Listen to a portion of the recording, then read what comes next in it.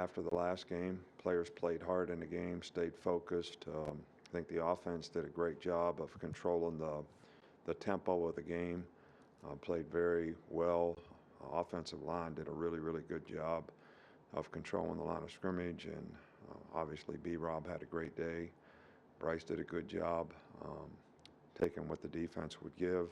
I think the defense played hard, got really critical stops and critical times in the game, which gave us great field position and set up some scores with the turnover.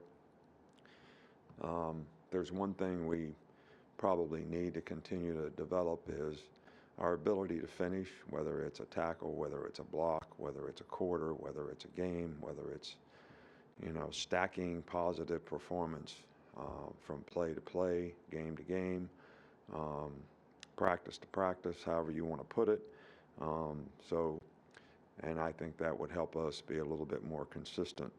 You got the players of the week. We're proud of B-Rob for being national player, Walter Camp and SEC player of the week, and Will Anderson being the defensive player of the week. So always great, to see our players get recognized for positive performance.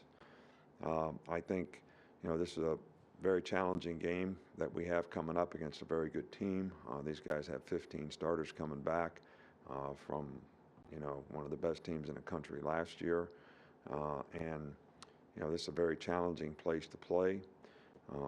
So, Jimbo does a great job getting his teams ready to play. He's a very good offensive play caller. They got a great defensive team. They're one of the top defensive teams in the country, one of the tops in the SEC. Points allowed, 12.5 points a game is, really, pretty phenomenal. And they've got some really good players up front. They've got really good in the secondary. Offensively, they got a great back in Spiller.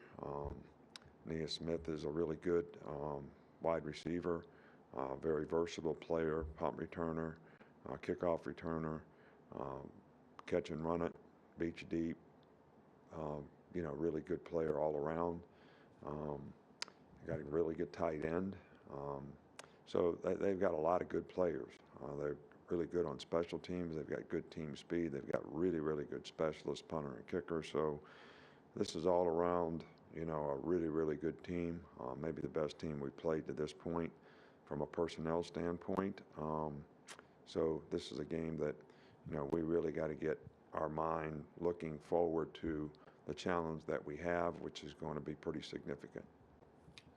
We'll start with Michael Casagrande. Was there any update on Jace McClellan? Yeah, Jace has got a knee.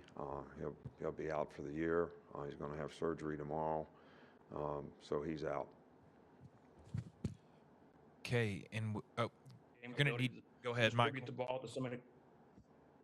Excuse me. Go ahead. We couldn't hear you there for a second. Okay, yeah. Just if you could assess the passing game's ability to distribute the ball to so many different targets, and how much strain does that put on a defense? Well, I think that it's what we want to do. We've got a lot of players that are capable.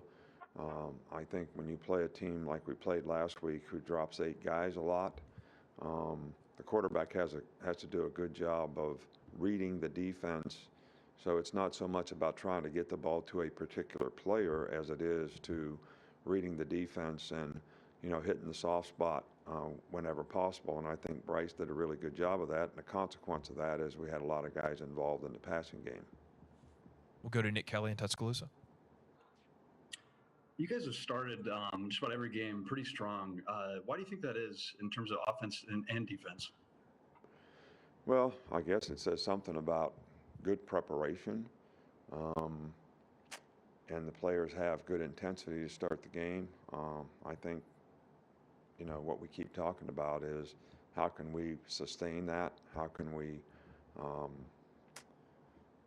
keep that energy level up for 60 minutes in a game? Hopefully, we learn a lesson about it's not just how you start, but it's how you finish relative to, especially when you're playing on the road, which is what I hope we learned at Florida.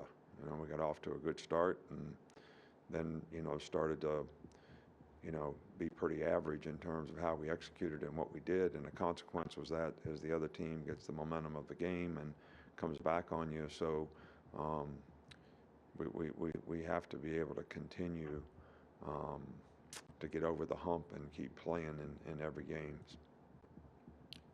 We'll go to Charlie Potter. Hey, Coach.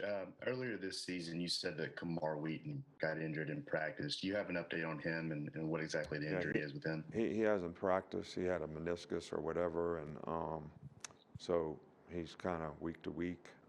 But you know, he's not been cleared medically to practice at this point.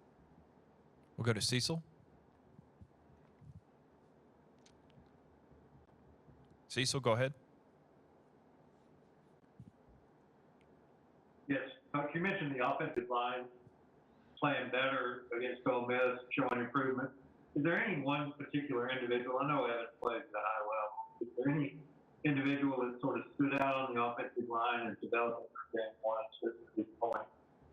No, well, we gave the entire offensive line sort of the Player of the Week award because we thought, as a group, they did a very, very good job collectively and individually.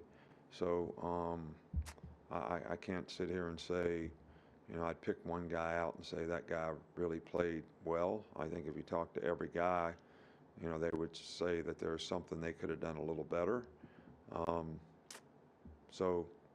But we did what we needed to do in that game, and the offensive line was a big part of it. We'll go to John Zener with the Associated Press.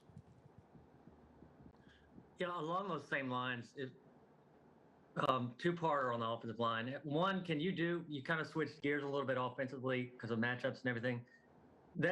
How much of that is a credit to the offensive line, to trust in them, and how have they progressed as a group kind of as this season's gone along? Well, I think they've improved every week as they gain experience and knowledge and play together. I think, you know, there's been, you know, steady improvement, but each week's a new challenge, and we're going to play against a really good front seven this week, so this will probably be the most challenged they've been, you know, all season long. So to continue to progress is, I think, going to be a really key part for us to have success against this defense. Again, I remind you, if you want to ask a question, please use the raise your hand function. We'll go to Mike Rodak. What have you seen out of Trayshawn Holden and some of the increased playing time that he's earned? And just overall, what sort of development have you seen from some of the younger receivers? Well, Trayshawn has been the most consistent guy. He's got the most playing time. We need for, you know, some of our younger guys to step up, show maturity in terms of preparation and ability to execute, knowledge, and sort of follow the lead of some of the other guys in terms of how they practice, how they prepare, what they do. I think that's going to be really critical for us as we move down the road. Okay, we'll go to Steven. Coach, you talked about earlier that a lot of young guys on defense, but are you starting to see some voices rise on that side of the ball to talk about how important finishing games are? Well, I think that, you know, I've talked about that we have quite a few young guys on our team. We don't have a real senior-laden team. And I think the more that the younger guys have success, the more confident that they will be in terms of how they express their leadership to affect other people. We've got a lot of young guys that set a really good example in terms of how they do things. There's two parts of leadership, though. You know, you got to have people who lead, but you got to also have other people on the team that recognize the leadership and follow along, and you know, take the example that they see and implement that in their play and believe that, you know, that's going to be beneficial to helping them, you know, get what they want. Creating the right habits is, you know, something that every player needs to understand the importance of that so that you're well prepared, and when you do get an opportunity, you're going to be able to take advantage of it. Okay, we'll go back to Nick Kelly. How would you describe the kind of speed that Will Anderson has? I don't know. How do you describe speed? I mean, the guy's got initial quickness. He's got power. He's got enough speed to rush the edge and challenge the edge, and he can turn speed to power and pass rush. So if they do cut him off, he can, walk the guy back. The guy plays with tremendous competitive character, gives great effort all the time. He's got a lot of pride in his performance, and he works that way every day. I mean, he works that way in practice, and so I don't know how to describe what you're asking me exactly. I can describe the player, but and he's been very, very productive so far for us this year. We'll go to Cecil again. Coach, one quick follow-up. How has Roydell come along, and is he sort of ready to take a expanded role if that's what's required in Jason's absence? Yeah, I don't think there's any question. We've got a lot of confidence in Roydell. He's played well when he's had the opportunity to play. He's got, some extensive playing time. The game that B-Rob missed against, Southern Miss.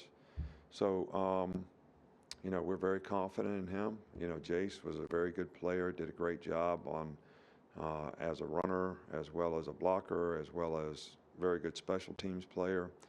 So we have to replace him in a lot of areas on our team, and but we do have confidence in Roydell, and I think he'll do a good job. And Trey Sanders is going to get more opportunity now, and he's got to be able to step up and continue to make progress as well. We'll go to Tony Sakalas.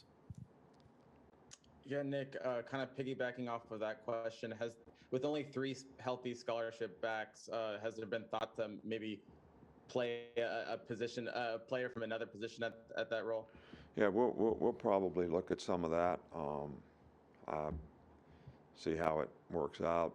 If some guy has experience playing that position, we'll see, how they might be able to develop and be an emergency guy. And we've got several guys in mind, but we'll kind of see how it goes.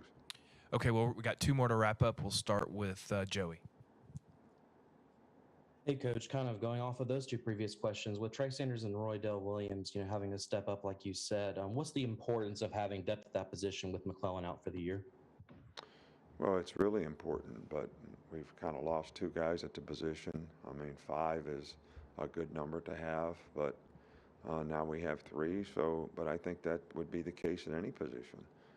You lose guys at any position, 2 or 3 guys at any position, and it challenges your depth. And so that's the case. And hopefully you don't get snake bit and lose a bunch of guys at one position, which really can have an impact on your team. We'll finish with Jacob. Yeah, Coach, I just wanted to ask you about Fedarian Mathis, what he's bringing to the table. He's getting a lot of pressure on the quarterback, but also from a leadership standpoint, as you mentioned earlier. Yeah, he's doing a really good job. He's showing leadership. He's setting a good example.